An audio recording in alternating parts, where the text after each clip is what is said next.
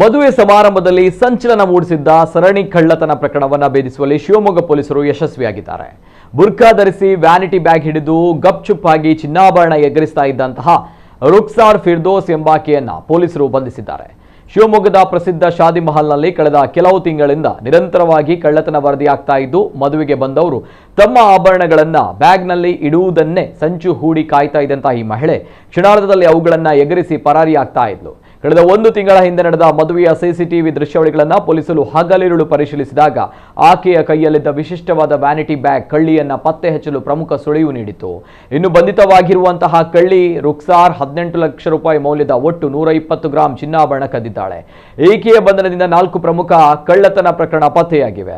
ವಿಚಾರಣೆ ವೇಳೆ ಆಘಾತಕಾರಿ ವಿಷಯವೊಂದು ಬೆಳಕಿಗೆ ಬಂದಿದೆ. ಈ ಹಿಂದೆ ಕೆಲವು ಮದುವೆ ಮನೆಗಳಲ್ಲಿ ಕಳ್ಳತನ ಮಾಡುವಾಗ ಈಕೆ ಸ್ಥಳೀಯರಿಗೆ ಸಿಕ್ಕಿ ಬಿದ್ದಿದ್ಲು. ಆದರೆ ಮಹಿಳೆಯೆಂದು ಅನುಕಂಪ ತೋರಿಸಿದ ಜನರು ವಾರ್ನಿಂಗ್ ಮಾಡಿ ಬಿಟ್ಟು ಕಳಿಸಿದ್ರು. ಇದನ್ನೇ ಲಾಭವನ್ನಾಗಿ ಮಾಡಿಕೊಂಡ ಈ ಕಿಲಾಡಿ ಕಳ್ಳಿ ತನ್ನ ಕಳ್ಳತನದ ಕಾಯಕವನ್ನ ಮುಂದುವರಿಸಿ ಐಷಾರಾಮಿ ಜೀವನ ನಡೆಸ್ತಾ ಇದ್ಲು.